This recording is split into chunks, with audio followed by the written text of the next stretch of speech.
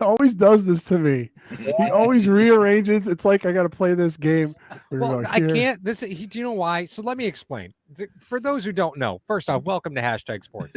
Secondly, the reason why I always disappear is because Mario can't be trusted in the chat. And if I don't hit the refresh button on our browser when we go live, it's only Mario in the chat. And nobody needs that in their life, right? Especially, thank you for coming to our channel. Thank you for joining Hashtag Sports. My name is Paul. Typically the one you talk to on YouTube the vast majority of the time. That's Joe right below me. Last time we had Mario in charge of anything, we got banned from Twitter. So, That is true. That is factual. Ryan Lasel joining us again tonight. Thank you very much, Ryan. So, Mario. Oh, you just got to sit back? Yeah. You realize that your biceps look like my quads, right? I've been beefing up all winter. Pizza and chicken wings, bro. Pizza and chicken wings. It's not hard to do around here. No, it's not hard to do around here. So, Mar, we're talking Buffalo Bills schedule. Yes, we are. And for those of you, make sure you hit up all of our socials, TikTok, Twitter, Instagram, and Facebook. All of our stuff goes to iTunes and Spotify. Tonight's show is sponsored by Mr. Rogers Homes in association with Crier.co. Yeah, we're going to be talking about the schedule tonight. And I'm glad all three of these guys decided to, save up all their roast for the beginning of the show to try to, beat me up. But that's okay. I understand that. Due to last week's fiasco, if you guys have watched our show, which is something I wanted to bring up. Hats off to Hashtag Nation for, hitting the videos pretty damn hard recently. We've been getting more views than usual. And it's probably only because of Joe and Ryan, because me and Paul have been doing this, banging our heads against the wall and nothing's happening. So thank you, gentlemen, for joining us once again. Hey, the Bills play on Sunday. We broadcast on Sunday. Sometimes they play on Monday. So here we are because of Mother's Day. Hope you guys had a great Mother's Day as well. So the Buffalo Bills schedule. Back and forth. We're going to go around. We're going to go through the games, and obviously this is going to be the majority of the episode tonight. So just looking at the schedule, guys, I'll put us on top. There we go. Mixed reviews on Twitter, mixed reviews in the media of, what's going on with the Buffalo Bills schedule. Obviously opening up with the AARP Aaron Rodgers in New York on 9/11. It's going to be a very interesting game. First I want to start with Ryan and go to Joe. Initial thoughts on the schedule when it was first released, Ryan.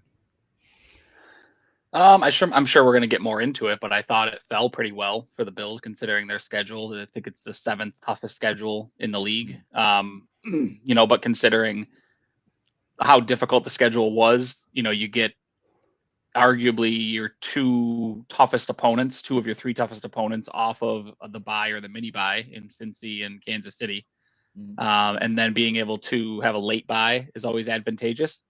Splitting Philly and Kansas City between the byes, I think, is pretty good. And you draw 6 primetime games and 3 4:30 game of the weeks. I mean, not really, actually 4 game of the weeks. Not really much you can complain about if you're a Bills fan, unless you're a fan of Sunday 1 p.m. games, in which case there's 5 all year and only 3 of them at home. So overall, I mean, I don't have much to complain about when it comes to the schedule. And I think the folks that do, again, are fans of 1 p.m. kickoffs. Poor Joe, who calls the games, every game for Hashtag, just looked at the Bills schedule and goes, well, there goes September to January. Gone. Completely. For anything meaningful in my life, gone. He's got Remember one. when you could watch the Bills game and then go sneak in 9 holes of golf afterwards, or... Well, I keep telling my wife, we need to move to the West Coast. And the only reason why I would ever want to move to the West Coast is because of football, right? You can watch a Sunday night football game. It's done by 8 o'clock. And then, you're like, all right, whatever. What do I want to do? Oh my gosh, I would love that so much. I would hate living on the West Coast probably the other 6 days of the week. But man, for that one day, it would be awesome. Yeah, 5 games at 8 o'clock. I mean, Paul, we do the post game for crying out loud. I know. It's like 1 a.m. just sitting there going, this game again. Just drooling all over ourselves. Well, usually we would complain about the Buffalo Bills schedule because there'd be a lot of times where we would nitpick certain things here and there about, oh, this team has a bye before they play the Bills. How advantageous of them. But the only one on this schedule, when I looked it up, was Denver has a week 9 bye before they play Monday night against the Buffalo. That's fine. That's fine. It's fine with me. You're not worried about Denver? Nope. Nope. Well, now that he said that, we're going to lose to Denver this year, just so y'all know. Just so y'all know. But you know what, Paul? We talked about it a couple of years ago, and I want to talk about it just kind of going near the tail end of the schedule. We talked about Murderer's Row a couple of years ago with the Buffalo Bills. There's usually a 4 or 5 game stretch where you're like, geez, man, this is kind of rough. And you look at 4 out of the last 6 games with the bye week are away. And then you look at the teams that they're away at. You know, you're at Philly, Kansas City, the Chargers, and Miami. And I think it was the Air Raid guys on Twitter. I don't know if you guys follow those guys, the Air Raid guys. They're pretty funny. I think they put Mac Jones and Tua Tagovailoa on for the first games. They're like, the quarterbacks that the Bills will face this year. And for the last 2 weeks, they put the backups for New England and Miami. It's like, well played, sir. Well, I mean, it's very generous of the NFL to give Buffalo the bye week following the Philly game in case anybody gets stabbed while they're there. That's very nice. Jesus Christ, Paul. Guys, nobody likes Philly. We can say whatever we want about them. Nobody likes them. People that live there don't even like the city. No, it's fine. That's it. I'm calling Vince Papali. I don't even know who that is. Call whoever you want, Mario. Okay, so the first part of the first stretch, obviously you got a Monday night at the Jets, and then you're home versus Vegas, and then you're at Washington. It's conceivable to think that the Buffalo Bills, now let's put this on the table, guys. The Bills could win all of these games. Like, it doesn't happen, but they could. They have the ability and the talent on their roster to win all of these games. Mm-hmm. So if we say that the Bills are going to lose, or they might lose this week, Paul and I always do this all the time, and we catch heat for it, and then all of a sudden that game rolls around, and Paul is accurate, and I'm not talking about, I think you're going to lose that game coming off a bye or this and that, whatever. 9-7. 9-7. Can't do it anymore. No, I can't do 9-7. Thank God. I know, right? So before we get into that, I want to let you guys know, obviously, when the schedule is released, how the 17 games are broken up. So obviously you have your 6 division games, then you play 14, or you play a division in your conference and a division in the opposing team's conference. This year, the Bills are playing the AFC West and NFC East.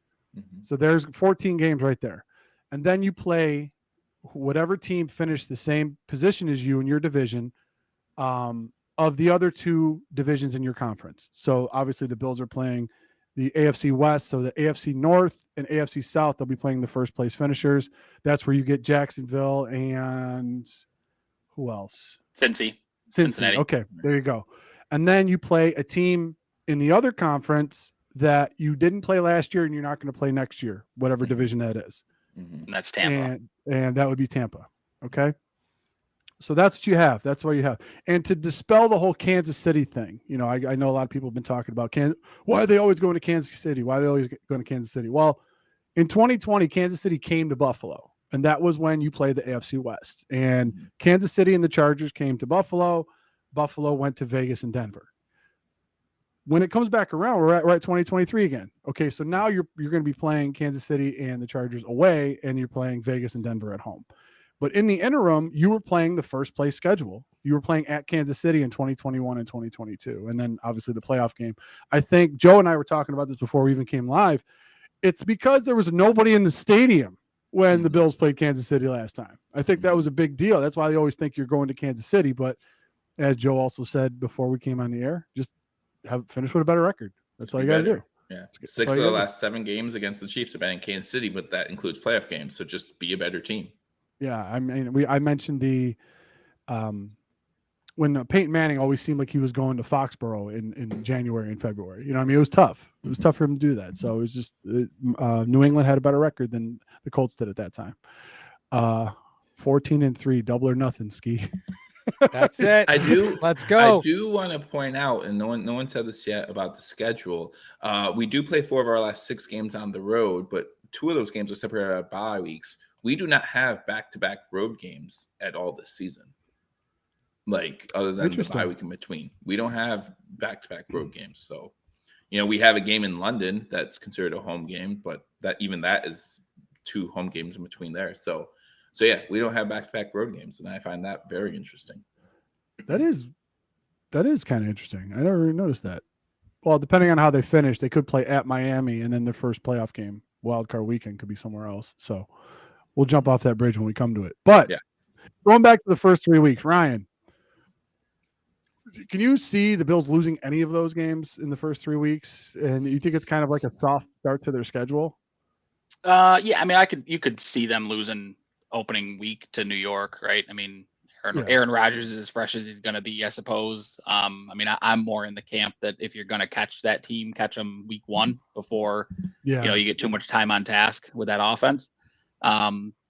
The Raiders don't worry me at all. The Command Skins are never going to worry me, at least until they've got a competent owner in a stadium that actually functions. So, no, I'm not too worried about the Command Skins. That's their name. And then and Vegas, has you a favorite in week 1 too, right? You're a 1-point favorite opening line for Vegas, which take that with a grain of salt in May, but still, I mean, the books think that the Bills are favored in that game over the Jets. So I think, I could see them losing week 1. Beyond that, I mean, I think ultimately they do go 3-0 in that opening stretch, which is going to be really important because that closing stretch is pretty dicey, like you mentioned, Mario. So it'll be important to get off to a fast start with this team. And I want to point out that Ryan just mentioned Vegas odds, but Vegas odds right now have, of the top 10 teams, the Bills play 8. Well, they play 7 of the other top 10 teams, right? Obviously, they can't play themselves, right? So there's only 2 teams in the top 10 that they're not playing. San Francisco and the Lions actually are ranked as a top 10 team, which is Vegas crazy. loves the Lions this year. Yeah, and I don't blame them, right? They're going to be so bad. They're so overhyped. It's so funny. We'll see, right? But Buffalo's not playing the Lions. But the fact is, the Bills will have 9 games against teams that are currently seen as top 10 teams. And it's as tough as a schedule as you can get. Like the only team that you didn't draw that you'd be worried about was San Francisco, out of the top 10. So it's a nasty schedule. But that's what happens when you win your division, right? Despite that, that's the way that it works.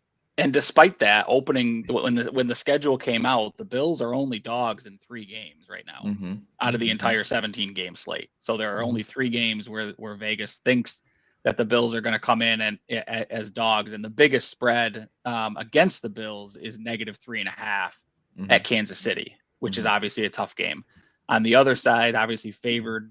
Let's do quick math, Mario. Right, 17 minus 3 is 14 games that you're favored in. The biggest spread is that Tampa game +9 it opened up, Buffalo over Tampa. So, again, it's worth paying attention to. Vegas didn't get poor by not knowing what they were doing. So I always do keep an eye on lines, when it comes to picking, what I think that are going to happen in the games and things like that. And Vegas loves Buffalo this year. Whether fans want to believe it or not, whether you want to be down on this team or try to be pessimistic and call it realism, whatever you want to do, Vegas over under, I think, is 10.5 for this team right now, second highest behind Kansas City, favored in 14 of 17 games when the lines first opened. Obviously those will move, but Vegas loves Buffalo this year. I don't think there's any reason to think otherwise. Are the 3 teams, let me just take a shot at it. Is it at Philly and at Cincy, the other 2 that they're not favored? No, it is at Philly, at Kansas City, and then at Miami. Are the 3 games that they're at Miami? At Miami to close the season. Yeah, and I think some of that has to do with where they play for. It's in Miami, so you get the extra, 2.5 points now instead of 3 that you used to get for being the home team. So explain that, Ryan. I think that's very interesting when people talk about, it's an even line game when it's -3 for the home team. How's that work out? I don't know how that works. So it used to be, right? 3 points. It used to be you get 3 points just for being the home team. That line has shifted a bit as home field advantage has become less prevalent in the NFL. You go back over the last 5 to 7 years, I think home field advantage has diminished quite a bit. So now I think it's anywhere depending on the book, anywhere between 1.5 to 2.5 points typically is what you're going to get just for being the home team. So if you see instances like Buffalo's on the road against Kansas City -3.5, that's not a pick 'em game, right? They think Kansas City's favored by a point and a half in that situation. Right. The Miami game, you can probably call it a toss up in that instance, but again, it's home field isn't what it used to be, so it's not automatic 3 points like it was before. So when you set those lines, it tends to be anywhere between 1.5 and 2.5. And Ryan, correct me if I'm wrong, but that does not include Thursday night games. Thursday night games, they still set home field advantage at like 3, right? Like I'm just speaking to the bettors. Yeah, I think Thursday night games you tend to lean a little bit more, right? Because there is the advantage, and I think the international games tend to be almost no points. Those almost tend to be kind of a zero sum situation because it technically is a neutral site stadium, so they tend not to favor the home teams in those situations. So there is some nuance to it, but ultimately, again, it's typically about 1.5 to 2 points you're getting just for being the home team. Beyond that, it's straight points from there. So again, the only 3 games the Bills are not favored in is Philly. I think it's 2.5. Kansas City's 3.5, and then Miami, I think, is 1 to 1.5, somewhere in that range. So very close games. They're not picked to be anything more than a field goal dog going into those games as of now. Well, and I want to call out that like Joe does his razor sharp picks every week. So for those of you that are into all the Vegas betting, Joe always has you covered throughout the entire season, doing spread and straight up. Very daunting task, by the way. Very daunting, Joe. But really, when you take a look at even the first half of the season up to the bye week, right? When you take a look at the way that early schedule kind of fans out, one of the reasons that Vegas loves Buffalo is because Buffalo did nothing but try to make their offense better, right? Like every investment was in their offense in this offseason, right? They lost some pieces on defense, retained some pieces that they didn't think they were going to be able to keep. But the fact still remains, Vegas loves offense, right? Whoever has a high scoring offense is who Vegas is always going to lean against. And I don't see a single team all the way up until week 9 that offensively is going to be able to keep up with Buffalo. It's not about defense anymore. And I think it's, as Bills fans, that's really hard to get out of the defense being the crux of your team. What gave it away, Paul? Was the graphic that 3 out of the 4 guys are offensive players and 1 guy doesn't come back till week 8? Maybe. Might have done it. Might have done it. No, but you bring up a great point, is the fact that up until Kansas City, I mean, and then you're going to have Philly week 12, like week 9 and week 12 are the 2 ones that were, and then week 14, you're going to have shootouts. And people could, Dallas maybe, Chargers maybe, you could say that they could have shootouts in those games. The one thing that I love about the schedule more than anything is that, remember I think there was a log jam of division games near the end of the year last year. Yeah. I mean, there was like 4 out of the last 6 games were all division. And you're like, what? Who did they just what monkey threw this together against the wall? It's like, all right, they're playing New England, Jets, and then Miami, all back to back, and it was crazy. So, yeah, that all being considered, I don't see a team. Well, I mean, people will be high on the Jets because of Rodgers. People will be high on Miami because, if Tua is healthy, that's always the thing that's going on with a lot of the Miami faithful. Is like, oh, if Tua is healthy, they kill the Bills. Excuse me, what? No, it's not how that works. I mean, you guys aren't afraid of Baker Mayfield week 8? No, on Thursday? No. We're assuming it's going to be Baker by then. Right. It's not going to be Kyle Trask, right? Right. And how dare you spit on the good name of Slinging Sam Howell at Washington there, Brian? Who? Tony B. I Googled it. Headline came up that Washington was all in on Sam Howell, and it wasn't on The Onion. Whoops. Yeah, but to Paul's point of it being an offensive league and a Vegas game of offense, maybe that's why we're not winning a Super Bowl, because the guy head coach is a defensive coordinator. I'm just saying, like, that's another topic for another day. I know there's some people on the stream that aren't really the biggest fans of Sean McDermott, and I think we've heard that in previous weeks, right?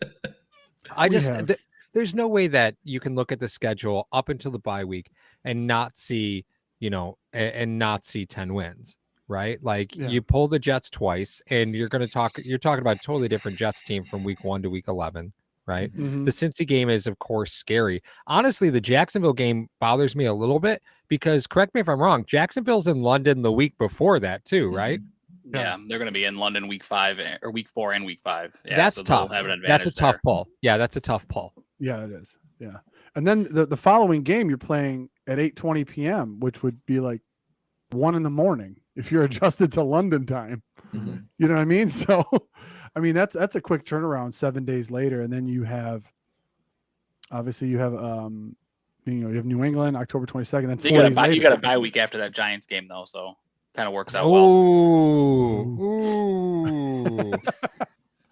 I mean, I'm not a believer, not a Mac Jones believer. I'm not looking. No, I'm not. I'm not too worried about that offensive juggernaut that they've built there with Juju as their number 1 wide receiver. I mean, good. we talk about it all the time. I know, right? We talk about it all the time. You got to take care of your division and you got to take care of your conference. Having a 10-game stretch before you play Cincinnati at Cincinnati, I don't think the Bills could have asked for anything short of a bye week before that game to do that. And then you have a bye week before KC. I think there's a lot of assumptions being made with Cincinnati too, right? I mean, Cincinnati is not. I think you have to assume that division is going to be a little bit better than it was last year. You're going to get probably a full year of Lamar. You're going to have, regardless of what you think of him, you're going to have Deshaun Watson's going to have a full training camp and have a full season under his belt in that offense with an improved defense. In Cleveland, they went out and got a legitimate pass rusher and Zadarius Smith so that they can bring some pressure against Joe Burrow. And you're not going to have Mixon. So what's that rushing attack going to look like? I mean, Cincinnati is not going to be the same team that you saw last year. And you could say that about a lot of teams, right? But when you're playing what ifs, in teams like New York, where it was like, well, we're a quarterback away, so now we've got Rodgers, it's Super Bowl or bust. That's a dangerous game to play, considering you've also lost, Elijah Moore, and you don't know what your running back Breece Hall is going to look like when he comes back from his injury. And you get into Miami where it's like, well, we were in the playoff game with Skylar Moore at quarterback, so clearly we're going to be better with Tua. Well, yeah, but you can't count on Tua playing a full season. You can't count on Tua playing a full game at this point in his career. I mean, you heard the guy talk about thinking about retiring this past offseason, and now he gets one more concussion and he could be done. And then you're left with, I don't know, Tyreek Hill playing quarterback at that point, or Mike White, which, Bills fans know how that goes for teams playing with Mike White. So I think there's a lot of question marks. The Bills love. Yeah, I mean, there's a lot of question marks on both sides. But when you're playing dangerous games when you're Miami and the Jets, assuming that you're going to get better because of the additions you've made, and at the same time, on the other side of the coin, you're looking at Cincinnati and assuming that staying the status quo is going to keep you at the top of the heap. I think that's also a dangerous game, considering you've lost. You don't know what Mixon's going to look like. They may cut him by the time training camp rolls around. You lost P. Ryan, who was their stand-in backup running back. So, I don't know that I would necessarily count on Cincinnati being in the same position that they were last year, to where that comes down to a, bye week in the playoffs, number 1 seed type of matchup. But we'll see. I mean, I guess there's a reason they play the games, right? Well, I don't want to underplay, first off, I think on paper, the Jets are one of the most talented teams in football, right? Absolutely. Like you look at all the weapons they have, and it should go better than it's going to go, right? Because let's just be honest, I think we all kind of know how it's going to go. It should go better than it's going to go. But it's not just about talent, like Jacksonville's going to be tough. The Giants are going to be tough. Like the Giants, listen, man, I don't like to say it either, but they pulled it together. They were and they're a well-coached team. Yeah, they're exactly. So this is going to be a nasty ride, and the Bills are going to have some closer games than I think fans are really used to. I still see 10 wins prior to week 13, so I don't want to say that's. I just think it's going to be different than it was last year, where early in the season you saw Buffalo put their foot on the throat of teams, and I don't think that's going to happen this year, and I don't want people to throw up the red flags, and try to say that there's a fire in the house, because there's not. They're just playing a better schedule. They're just playing better teams than they did last year. Now, Paul, I got a question for you. As far as the injuries go, just kind of speaking about, everyone wants to know when Vaughn's coming back. Obviously, week 8, I think, was the projected one initially when he got hurt. How does it work for players that are on the PUP list or they go on IR, there's a certain amount of time for them to go on the IR. What is the breakdown and how does that work out in conflict with the schedule that we see in front of us? Yeah, so there's a whole roster piece that goes into this too, right? So this is probably this is the short answer to a long question, right? Yeah, because there's a lot that goes into it, but Mhm. ultimately there's active and reserve PUP. The fact of the matter is, right, you could just see them. I would imagine they're going to PUP Vaughn, and he could stay there for quite a while, right? We saw them do the same thing with Trey. What you saw with Trey last year is probably what you're going to see with Vaughn this year, right? Similar timetable. But the fact is, he's going to have to make the 53-man roster, so you're going to see some shuffling there, right? And that's sort of where that game gets tough because you have to cut a player that you plan on keeping in order to shift Vaughn on paper to a designation, right? Once the rosters are locked in. So it's just a game. You're going to see somebody that you didn't expect to be cut and then brought back a day later. That it's probably just a product of playing the game, So Yeah. there's a longer answer there. We'll cut once we get closer to the season. We'll explain that once we get to roster cuts. Yeah. I just want to say I think because the short answer is if he goes reserve PUP, the earliest he's back is week 5 because you got to miss 4 weeks if you go reserve PUP. If you go IR, you're going to miss the first probably 6 games at least. So he's going to be somewhere in that week.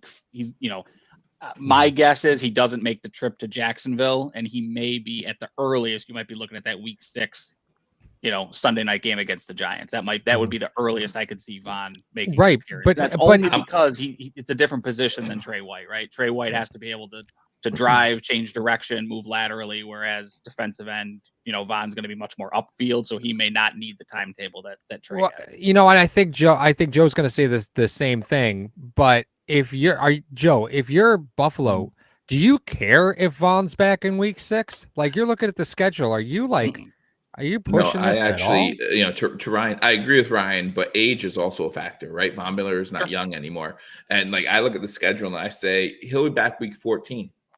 He'll be back week. I do not expect. Look how long it took Trey to come back.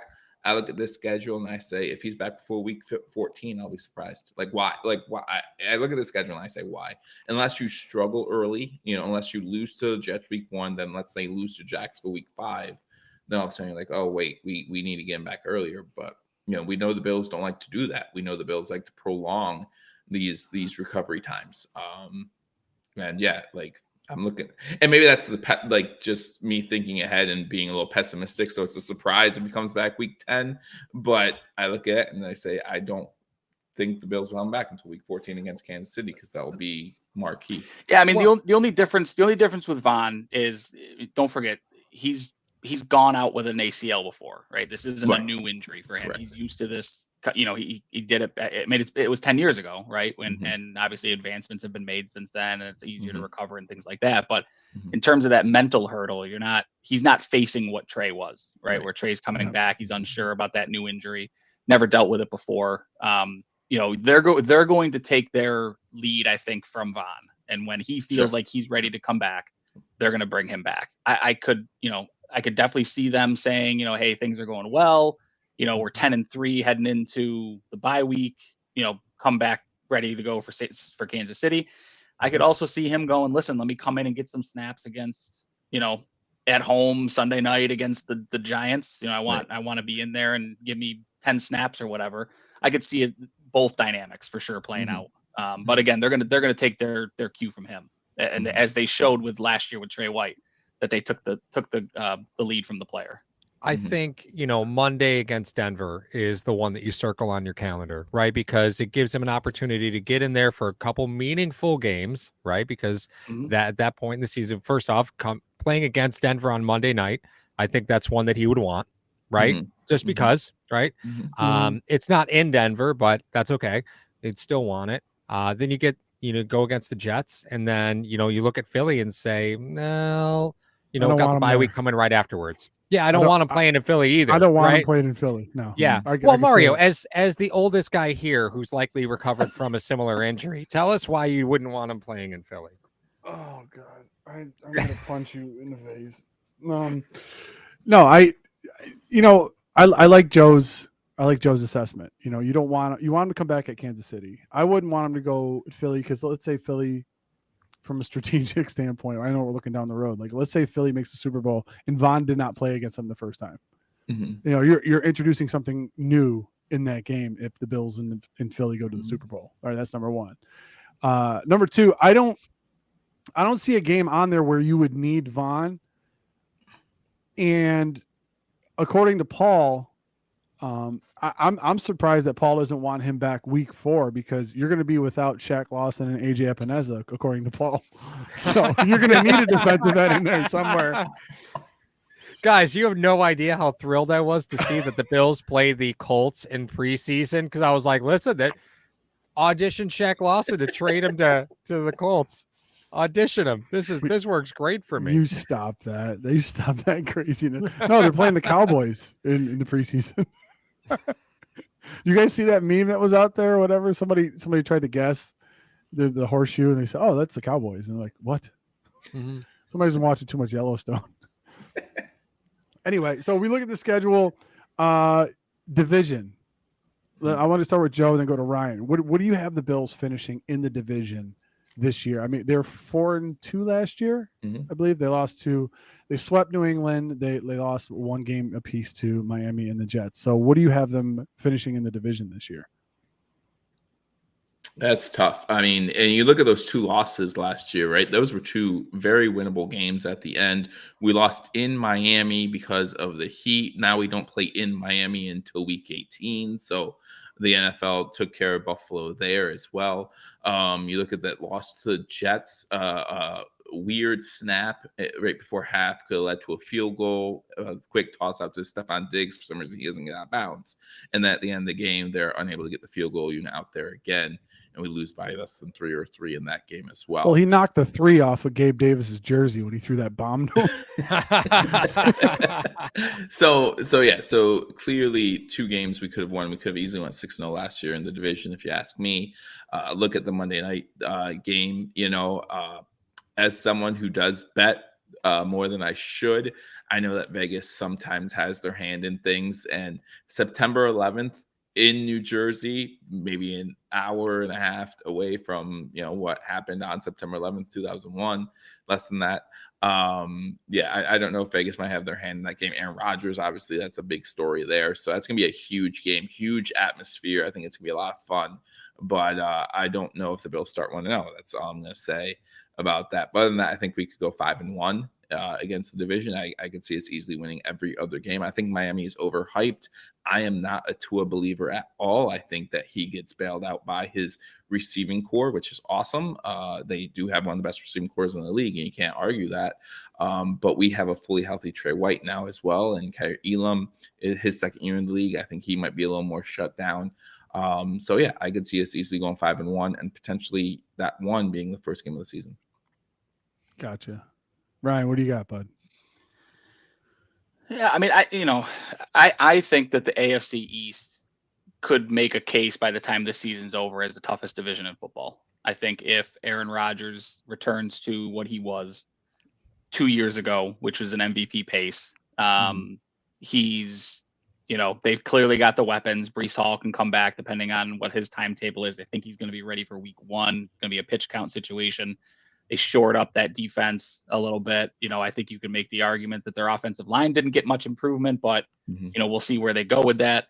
Miami, again, a full season of Tua. I think that team is noticeably different with Tua at quarterback than what they were with, Teddy Bridgewater or Skylar Thompson. And again, Mike White, if he has to step in, I would say he's a little bit of an upgrade over Teddy Bridgewater. All that to say, I think Buffalo, 4-2 is probably a conservative estimate for this team. I think Buffalo is much improved on the offensive side of the football.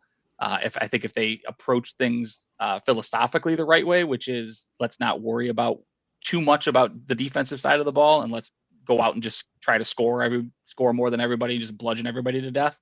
I could certainly see them going 5-1, 6-0 in the division as well. But I'll go 4-2 just because I think it's going to be a tough division at the end of the season. Mario, there's no way in the world that you think the Bills are going 6-0 inside the division. There's no way, right? No, I don't. No, not at all. And you know what though? The Bills, I think what they did in this offseason, obviously they paid so much attention to their offense. It wasn't in 2022. It wasn't the question of how can they put up points. I mean, you lose 3 games by a total of 8 points. You're in every game. It wasn't a question of trying to put up points against other teams. It was when you got those points, can you control the game? And I think that's a little bit of a question mark that I'm going to have all year with Dorsey, running the show. How much is he going to delegate for Josh Allen, and what's going to happen in this offense? Okay, you can go up and you can turn it into a track meet and go up 14 points. However, when that third quarter hits, do you not have that lull where you have 2 3 and outs and your defense is on the field forever? I'm basically repeating what Paul said a couple weeks ago, but you can't have that lull in the third quarter and let teams back in, and your defense is just gassed at that point. And then when you go into the fourth quarter, you're only up 7, and then each possession seems like it matters so much at that point.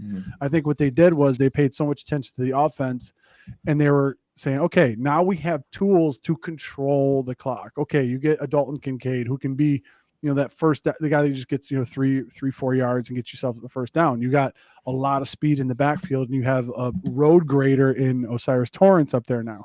So you have all these things that are coming up, not only to score points, but to keep the ball out of the hands of some of these offenses that you're going to see in 2023 that maybe can just run up the clock with you.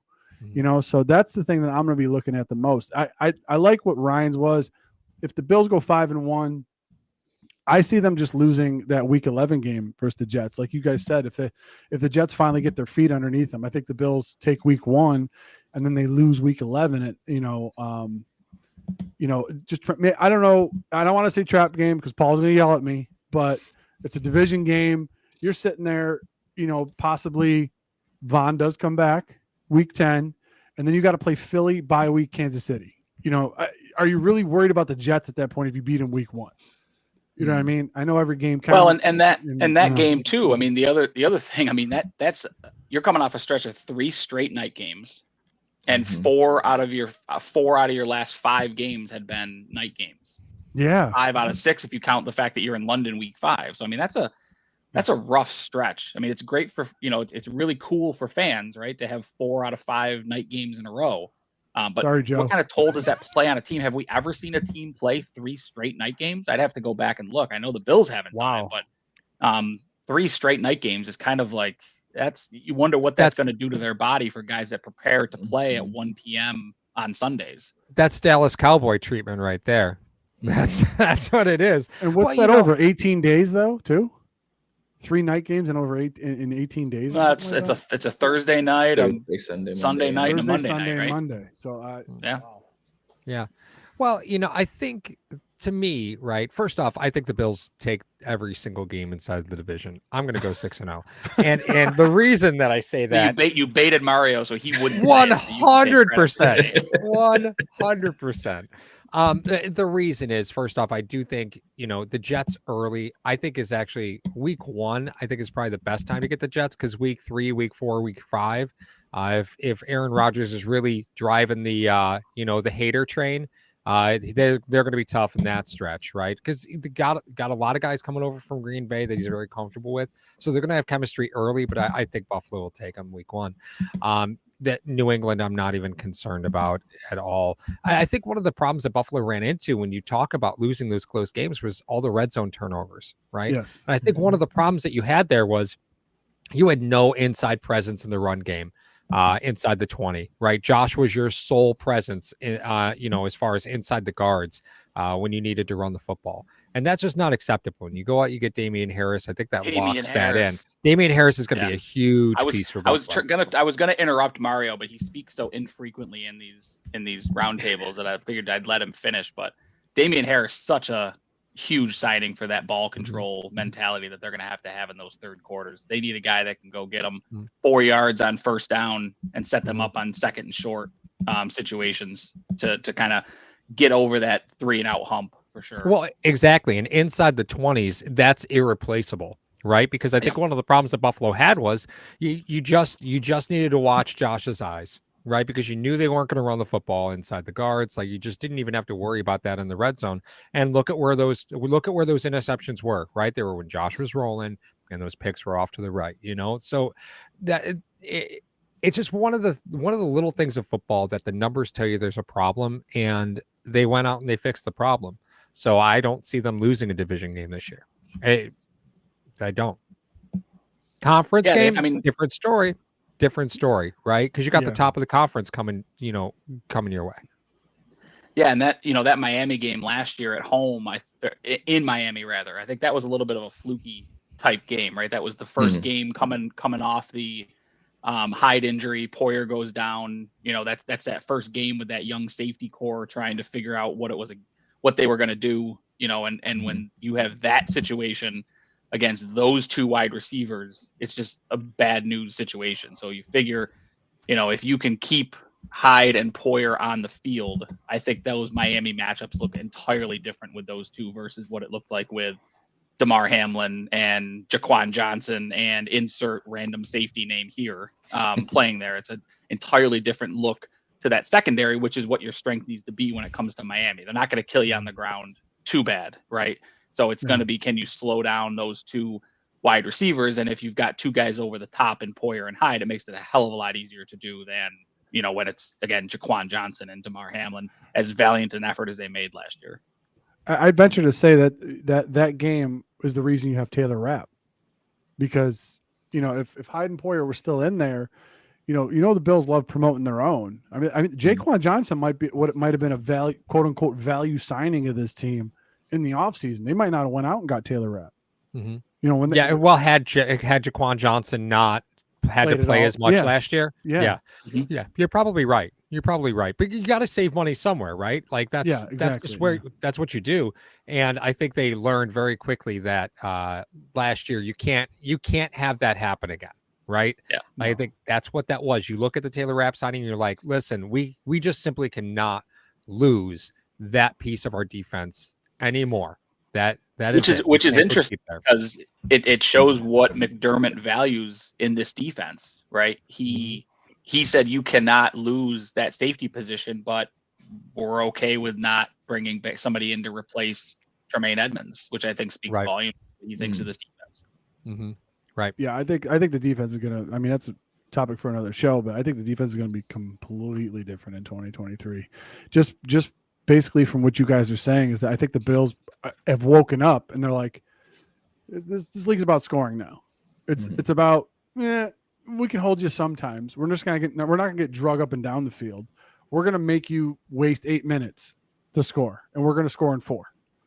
And that's what we're gonna do. And we're gonna have rotational guys come in all the time to be fresh. And then, we're gonna beat you, 31-27 every game. Whatever. We don't care. A win's a win. But I at some point, Buffalo's going to have to start moving towards the Trayvon Diggs model, which is you'll give up a 300 passer rating for 8 picks, right? Like that's the way the NFL is going, right? Is you don't care how many completions your corners give up anymore. It's how many times can you get a turnover? That's it. How many times can you steal a possession? Okay. And unfortunately, Buffalo's just been very conservative in that manner, but still benefited from a lot of turnovers. But once you lost those safeties, those turnovers dried up, right? So that's really what generated the turnovers, were the play of Hyde and Poyer. Everything else was just kind of circumstantial from what it felt like. And if you look at the numbers, that's what it looks like.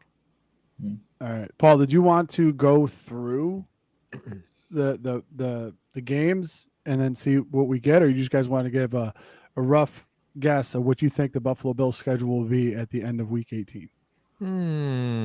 I think how deep are we on this, Mar? How long have we been on? 40 minutes, Paul. Woo! Well, I mean, at this point, right, might as well just knife fight week by week. Yeah, let's just knife fight week by week. But we got to keep it brief. Sure. We got 17 weeks. Mario, you're gonna keep score? Are we keeping our own score? Score for you guys. Right, good. You're keeping score for everybody? All right. I got you. All right, good. All right, Paul. Week 1 versus the Jets. Win. Okay. Joe? Loss. Oh, Ryan. Fuck you. Listen, Vegas is something else, man. Listen, that's your one.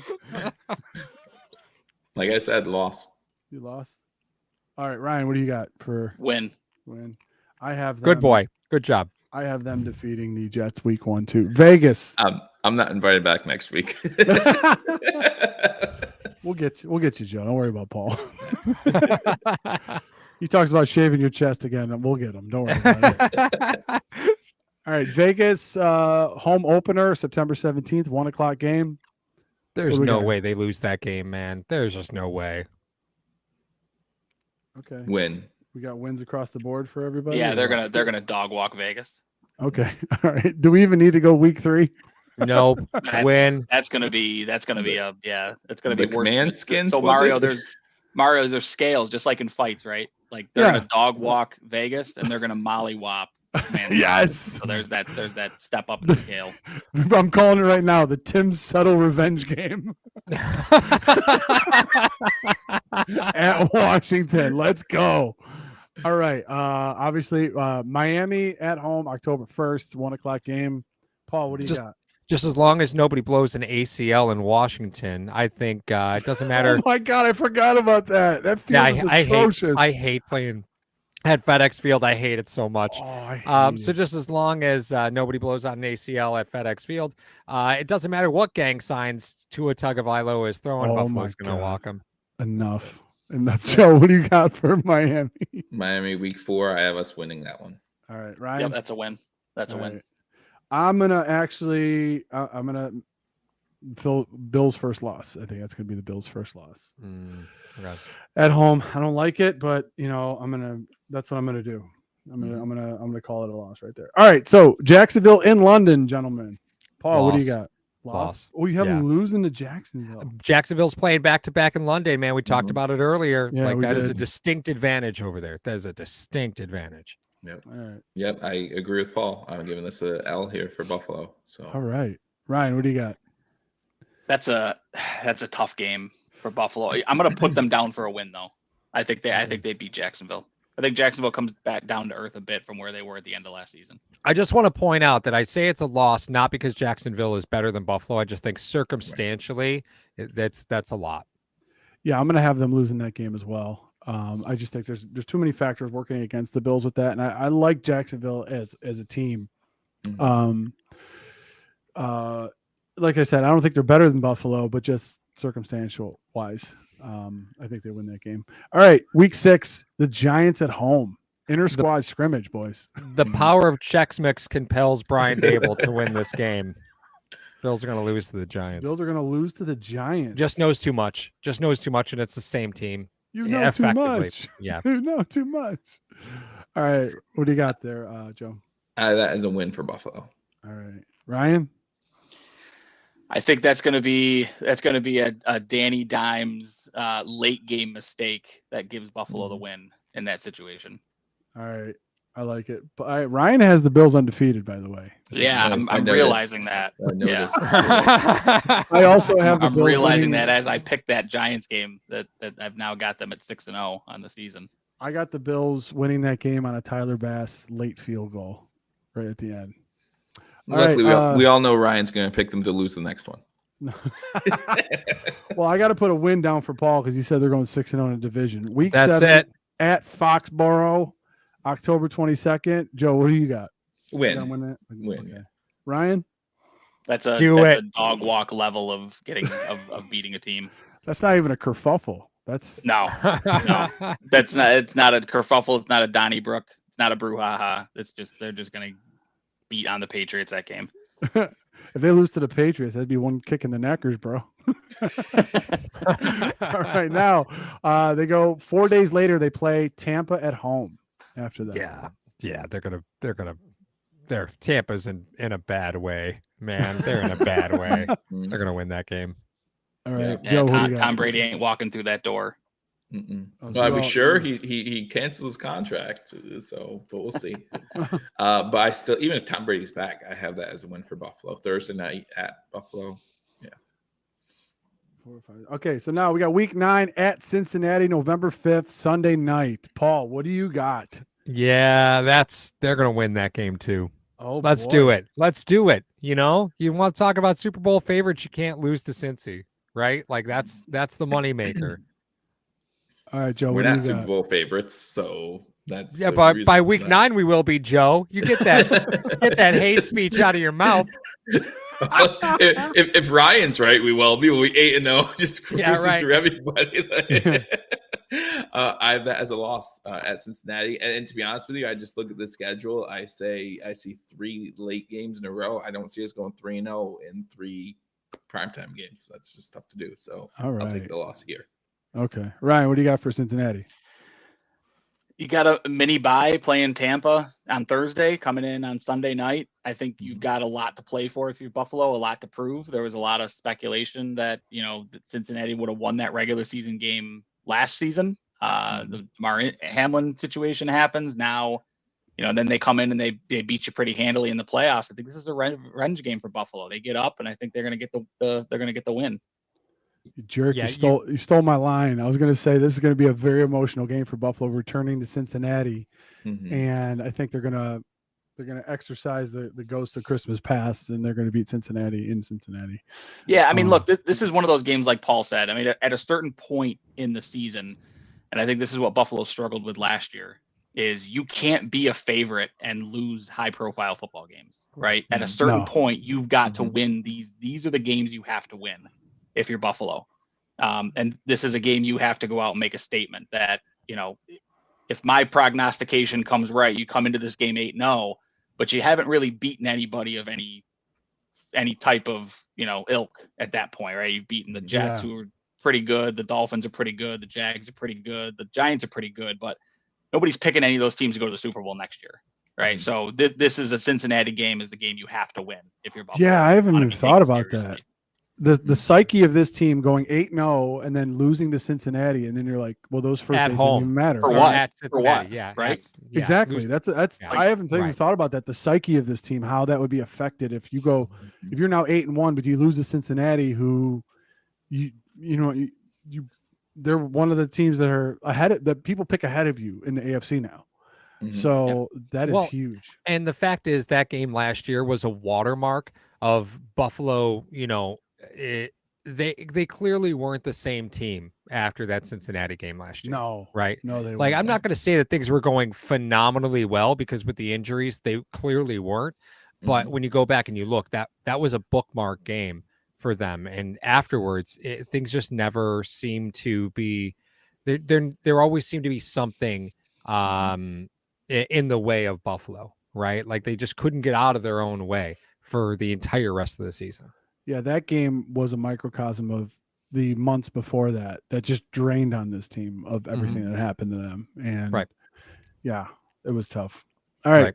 Week 10, Monday night, home versus Denver. Paul, you got them. They should just send the plane back to Denver. Like touchdown, turn around, go back. Like, oh my God.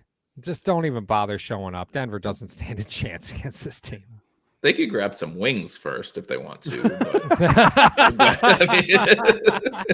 Joe, what do you got? You got Bills win on Monday night. Yeah. Nice. I like that. Ryan, what do you got? Don't do it. Don't do it, Ryan. This is one when I was on with Drew with the Rock Pile. I thought I said this was going to be a sneaky, tough game for Buffalo, and I say that because of what I said about Cincinnati. You're coming off of a hyper emotional situation with the Cincinnati game. Again, I've got them at 9-0 at that point in the season. Hyper emotional. It's bound to be some type of a letdown, and you're getting into your, as Mario called it, your murderer's row stretch coming up with the Jets, Eagles bye, and then that 5-game stretch to close the season. I think Denver is going to be a better team offensively this year. By that point in the season, Javonte Williams will be back.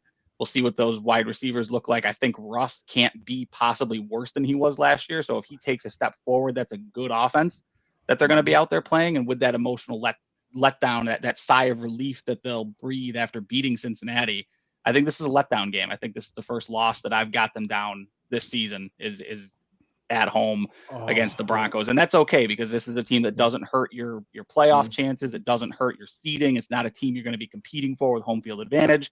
I think there's a lot of reasons to call this, to look at this as a letdown game, trap game, if you will, right? Mario is again, coming off the Cincinnati win, and then the stretch that you've got ahead of you. They're going to be looking forward to New York, Philly, and the bye, and I think it's a game that kind of sneaks up on them. I think to combat that, I think what Paul said earlier, the way to not have a letdown after you win an emotional game in Kansas City is to have Vaughn return. And I think that breathes new life in a different type of energy for the team. If he comes back week 10, you know what I mean? I don't want him to come back before Philly at all. I don't want him, everyone, why wouldn't you want to come back? I don't want him going to Philly. If that Philly game was home, yeah, bring him back week 10. But I don't want him going to Philly. It's like him going to Washington. I don't want him going to Washington either. That field is atrocious. So many careers have been claimed at FedEx Field and Philly. I don't want that. So I do have them winning against Denver in that Monday night game. But I mean, so sad for you though, Ryan. You go to those games. You're a season ticket holder. Yeah. Like, what the heck, man? What are you doing to yourself? Yeah, I hate seeing them lose. I just think that's going to be a sneaky. Ryan's going to be Randy Quaid in the stadium. Who cares? They'll blow it in the fourth quarter. Russell's going to listen. I'm the only one that has them at 9-1 after the first 10 games. So pump the brakes here. Well, hold on, Ryan. You got to defend a point here. So Charla says Denver is an AFC game, so the loss would affect seeding. You did say that the loss wouldn't affect seeding. Is that because you say that Denver's just not going to be great this year? So you don't think the tiebreaker? I think it's not going to come down to a head-to-head. Yeah, it's not going to come down to a head-to-head situation. And the team, a little bit of a spoiler alert, right? You've already beaten Cincinnati, which is a head-to-head situation. You're going to beat the Jets. You're going to beat the Dolphins. You're going to beat the Jags in my scenario. So, the teams that you're beating are much more impactful when it comes to seeding because of the fact that you're going to have those head-to-head matchups, which come into play before you get to that conference tiebreaker. Right. Mm-hmm. Okay. Yes. All right. Sunday night. Home versus the New York Jets, week 11. Paul, it's Aaron Rodgers will have seen his shadow by week 7 and returned to his hole. So I'm just assuming the Bills are going to beat the absolute pants off the Jets by week 11. Okay, so we got Punxsutawney Aaron. Okay, I like it. Joe, what do you got? Yeah, I look at the Aaron Rodgers signing altogether, and I look at the NFC North over the past 10 years, and there hasn't been a single good defense among them that Aaron Rodgers was throwing against, in my opinion. And for that, I think this Aaron Rodgers deal is much bigger than it should be. I think that in my scenario, the Jets beat us week 1 in New Jersey, and let's not forget about the field at MetLife either. Not that great either, so that could be a problem. But this one's at home. Give me the Bills to win this one. All right, I got you, Ryan. Sunday night or Sunday afternoon versus the Jets. Brett Favre got off to a really great start in 2006. Oh, God. As a 40-year-old quarterback. And then he kind of fell back to earth around week 9. I don't think that's any different for Favre here. I think he's back down, like Paul said. He's probably back in his hobbit hole on his ayahuasca by that point in the season. And I don't think that Jets team is going to have the ability to go long term in terms of how good they can be. So I think this is going to be, for a lot of Bills fans, I think this is going to be a surprisingly big victory for Buffalo at home against the Jets. Ooh, I would like to put money on that because of the point that Ryan brought up earlier with the emotion that you have at Cincinnati. You have emotion again from Vaughn returning versus Denver. I think this is the game Bills lose. I think they win week 1 against versus the Jets, but they lose this one against the Jets due to a monumental defensive performance from the Jets. I don't think it's something that Aaron Rodgers does. I think that defense by week 11 is going to do some crazy stuff to the Bills after seeing them in week 1. And it's going to be like Dorsey versus a defensive coordinator. I have not yet seen where I can trust that yet. Where he comes in the second time, so until I see that, I can't trust it yet. So I have them losing to the Jets there. All right, Paul, you lose in Philly, man. You lose in Philly. Yeah, you lose in Philly. Joe, I agree with that wholeheartedly. You lose in Philly. All right, Ryan, what do you got? Yep, I got him losing against Philly going into the bye week. I do as well. have No, that. you put- Philly's just a team that they don't match up well against. I don't Right. think. Well, the matchup is one thing, Ryan, but I mean the fact that it's week 12 prior to the bye and looking at the games that you had before it, it just doesn't set up real well, right? If this were No. week 5, different scenario, right? I think Mhm. that's a totally different circumstance. Oh yeah. I agree with I agree. Philly's a tough matchup for Buffalo, but the fact that it's week 12 after what you just went through, yeah, no, I think that sets Buffalo up for for dropping in Philly. The bye week then comes at a perfect time. Then if Mhm. it plays out the way you gentlemen are saying, After 2 straight seasons of week 7 buys, yeah, I'll take a week 13 buy. That's yeah, fine. absolutely. Right. At Kansas City again for the 76th time in the past 4 years. Let me see, Paul. The Bills playing at Kansas City, 425. What do you have? Win. Oh my Lord, he did not. You can't say- listen. You got the bye week. You can't lose Mhm. at Kansas City. Mhm. This it. You can't lose coming out So of the this bye is week. similar to Cincinnati. Then is what you're Yeah, saying. you just can't lose that exactly. game. Exactly. If you're gonna be taken seriously by the people that matter, you can't be Mhm. dropping games to Cincy and Kansas City, and you can't have close games against a team like the Chargers. Like, you got to beat the pants off the teams that are not at your level, and you got to beat the teams that are at your level. And you can't lose to Kansas City. Can't do it. Yep. Joe, what do you got? So what Paul and Ryan, you said for the Cincinnati game, that's why I put in here. I think that in my scenario, a lot of the media heads are talking about exactly that. In my scenario, we lose Cincinnati, and they're like, well, if the Bills can't beat these teams, then they have a problem. And I think this is where that Super Bowl swagger, if we make a Super Bowl run, that's where it shows up, right? This is where you have the balls against the wall. This is where you have to show up. The Bills win a huge game. If my scenario is playing out, I would look forward to calling this game. I look forward to calling these games anyway, but I would look forward to calling this game. Wouldn't be surprised if this gets moved to another night game, like maybe a flex situation, but I would love it. Nice. All right, Ryan, what do you got? You got to beat KC? Yeah, coming off the bye week, like this is the push here, right, for home field advantage at this point, and this is the team that you have to beat. You've already put one team behind you in Cincinnati. This is the other team that you've got to put in the rearview mirror and get not only a game lead on, but you've also got to get that head-to-head tiebreaker. So you've essentially got a game and a half lead over Kansas City at that point with a win. Coming off the bye, there's no excuses. You've got to go into Cincinnati and make a statement in that game. And that's a game I think Buffalo does make a statement, and they're going to come in and win against Cincinnati heading into the last 4 games of the season, You mean which KC? you can argue by that point in time. I'm sorry, yeah, Kansas City. Yeah. Coming into that 4-game stretch at the end of the season could shape up to be a pretty easy stretch, but it could turn out to be a pretty difficult stretch too, depending on how things shake out with Miami and Los Angeles specifically. Yeah. I have them losing, guys. I got them losing at Kansas City because, I just think right now, May 15th, the way too early schedule prediction that we got, I just have Kansas City beating them because the Bills are they just seem like they're a very different team when they're the hunter versus the hunted.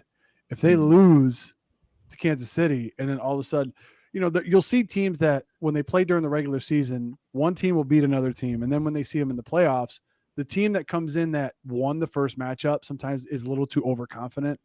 And then the team that lost ends up fixing their mistakes and they come back in a little bit stronger than that team was before. So that being said, I have Buffalo losing to Kansas City and just after the bye, but it'll just like in years past. I don't think. Wait, McDermott has never lost after a bye, has he? I think is that a stat that he's never lost after a bye? I don't know off the top of my head. I can't remember if that's true. Hashtag Nation should fact check me on that one, but I think this is the Call first in if time you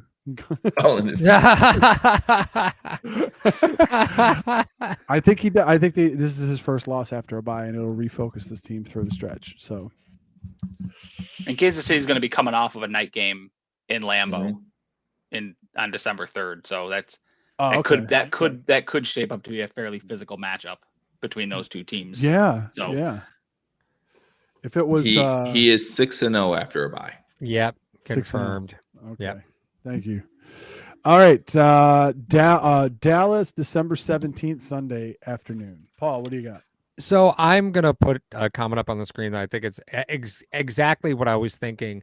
Exactly what I was thinking too. Yep. Yeah, the Bills might not lose a game, but it's those cross-country flights. You're looking at a game like LA, that might be a problem for Buffalo when you start talking about travel. Totally agree, right? And I think a lot of us, first off, looking at it, right, the game going to LA, sure, right? I think that's an easy one to kind of circle on the calendar and say, listen, travel might be a problem here. I actually think Buffalo is going to lose against Dallas, even though you've been begging for Dallas to be in Buffalo in December for the last how many years. You're going to end up losing the game, Dallas or the Chargers, right? You're going to end up dropping one of them. Just the numbers say you're likely to do that. I think Buffalo loses to Dallas, unfortunately, at home. Even though you're playing Dallas in December, I just don't think that matters anymore, right? Like to me, you're going to lose Dallas or the Chargers. I just don't think the Chargers are on the same level as Dallas. So, for those of you that are upset at Paul because of Dallas in December, go look at the Buffalo Bills roster and where half of those guys are from. Okay, the Bills don't even want to play in December in Buffalo. That's true. Well, and that's why I look at the LA game and I'm like, if you're a Buffalo Bill and you're like, get to play a home game in LA on December 23rd, because let's be honest, LA fans aren't showing up to that game. So it's gonna be Bills so many Mafia. Other things to do in LA. Yeah, exactly. Yeah. Like Bills Mafia is gonna be so overwhelmingly strong at that game. It's another home game for Buffalo in LA 2 days before Christmas. They'll be fine. But what do you have for Dallas, though? They'll beat Dallas, too. They'll beat Dallas. I think about the Thanksgiving game, the last time we played Dallas, Josh Allen just won't let them lose. So, Ryan, what do you have for Dallas? I've got to win. I think there's a lot of question marks on that Dallas offense right now, what that offense is going to look like. I think it could turn into a slugfest in middle of December. And I don't like Dallas's chances in any slugfest games this year. I don't think they have the offense to not play a high flying style. And oddly enough, I think Buffalo's built for that type of game this year versus what they've been in the past couple seasons. Gotcha. I do have them beating Dallas as well. All right. Paul, Chargers. Was this they win. They win? Yeah, they win that one? Yeah, they win that one. All right. Joe, you had them beating the Chargers? They win that one. Yes. How about you, Rye? No, I've got them losing against the Chargers. Chargers are going to be fighting for their playoff lives by that point in the season. And Herbert's going to be in go mode. I think they've added, a weapon on offense to make up for the fact that they had wide receivers miss games last year. Austin Eckler is that dude at the running back position, assuming he's still on the roster. I just think that the Chargers are going to have to be in desperation mode by that point in time in the season. And if they're not in desperation mode, Buffalo cracked the window open for a division win for them by beating Kansas City a couple weeks before that. So I think Chargers are going to have everything to play for. And I think Buffalo is going to be looking at those last two division games going, we may be in coast mode by that point in the season. So I definitely could see the Chargers winning that game. Yeah. And then everyone will say, oh, the Bills lost to the Chargers on purpose because they don't want to play Kansas City. That'll be coming in. That's called gamesmanship. I'm just not. And the counter to Kansas City fans will be, well, they should have beaten Buffalo at home then. I am just simply not a Justin Herbert believer, right? Watching them in the playoffs last year, it was dreadful. Yeah, I am a pro big wide receiver though, and they've got some monsters. Chargers just have a lot of horses on offense. I think they just match up well with everybody because they've got just Mike Williams is huge, and Keenan Allen is really good at getting open, and Austin Eckler is arguably the best running back. Caught 100 passes. They'll be miscoached and they'll get injured by that time, so it's okay. Well, yeah. I mean, there's a lot of question marks in that team, and I just think desperation is going to kick in at a certain point. And every once in a while, you're going to run into a team that just wants it more. And I think the Chargers are just going to want it more by that point in the season. Yeah, I mean, but the thing is, too, Ryan, you got to figure out they got a lot of horses, but how much can you do when a jackass is calling the plays? Sure. So, all right, you could go out and just be Josh Allen like Herbert can do, right? I mean, Josh Allen did that a couple times last year with a jackass calling plays for him. So he did. That's true. I mean, Herbert has been compared to Allen. So, all right, Sunday, New Year's Eve, gentlemen, at home. I'm going to be asking Ryan for tickets. So I'll set two aside for you. I got my two extras. I'll set them aside for you. The Buffalo Bills will have New England coming in on New Year's Eve. Paul, you have them winning that one because you have them going 6-0 in the division. Yeah, my work here is done, guys. My work here is My done. work here is done. Yeah, that's a win. Okay, and Joe also has a win. New England, obviously, is this the second or third mollywop of the? Oh yeah. I time. also have them. Yeah, beating that's New England. a 3-possession game. That's a 3-score game by the end. That's Damian Harris running for 260. That's a Damian Harris revenge game in the snow. Yeah, they're not going to roll him out week 7 because that's going to be a shootout type of mentality. But I definitely can see him getting 40 touches in on December Yes. 31st. Phenomenal. All right, so Joe and Ryan, I just need your at Miami week 18. Ryan has them in coast mode, but Joe, what do you have them doing? What do I have as the record right now? No, you don't get that. Nope. Oh, Sorry, No, you don't get that. should have a keeper track. I can't keep track. I'm not smart. That's like big numbers. 9-7 is not big.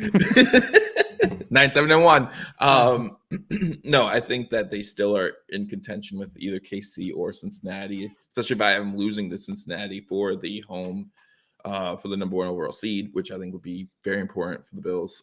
Give me a win against Miami at Miami. Okay. All right, Ryan, do you have them beating the Miami at last week? I've got them at 13-3 with nothing to play for by week 18. And I think Miami's probably going to be in wild card mode. So I think Buffalo sits their starters. They've got home field locked up throughout the playoffs, first round bye locked up. Yeah, I don't think Buffalo has anything to play for by week 18. So I think they gift Miami another situation where Miami gets to back into the playoffs. Last year they did it via a couple uncharacteristic losses by other teams. This year they do it because they're going to play a Buffalo team who's got literally no off. They have Matt Barkley playing quarterback or whoever the hell the backup is by that point in time in the season. Wow, interesting path that we all took to get here, guys. Paul, Joe, and Ryan all have the Buffalo Bills finishing at 13-4 on the season with vastly different schedules, vastly different wins and losses. I actually have them going 12-5. 13-4. I think the only consistency we had was the Philly game, right? Yep. I think that was the only game we had them all. We all had them losing. We all had them losing against Philly, and we had a couple of other games there sprinkled in. I had them going on a 3-game losing streak before they won their last 4, finally catching their stride before the playoffs. I'm surprised that you said that, Ryan, that they sit their starters last week, because that momentum. And sometimes when teams do that, it kind of bites them, before they get into the playoffs. Yeah, Bill Polian's going to call him going, no, don't do that. I think if it was a situation where they were going to play wild card weekend, I could see them playing their starters in that situation, whether they got something to play for or not.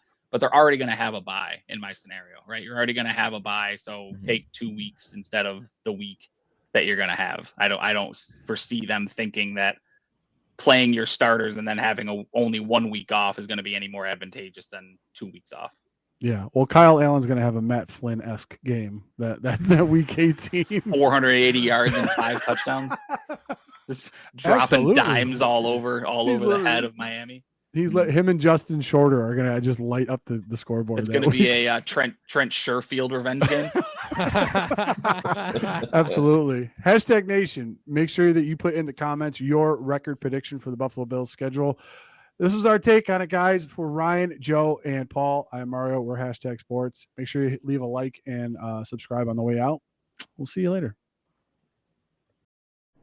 Hello, fellow Bills fans. Sean Rogers, realtor and lead of the Mr. Rogers Homes team. Did you know that real estate is one of the best ways to build wealth, and right now is one of the best times to own an investment property in Arizona? Please reach out to me. I'd be more than happy to answer any of your questions so we can take the next step to your financial freedom here in the Valley of the Sun, utilizing real estate. As always, God bless America and go Buffalo!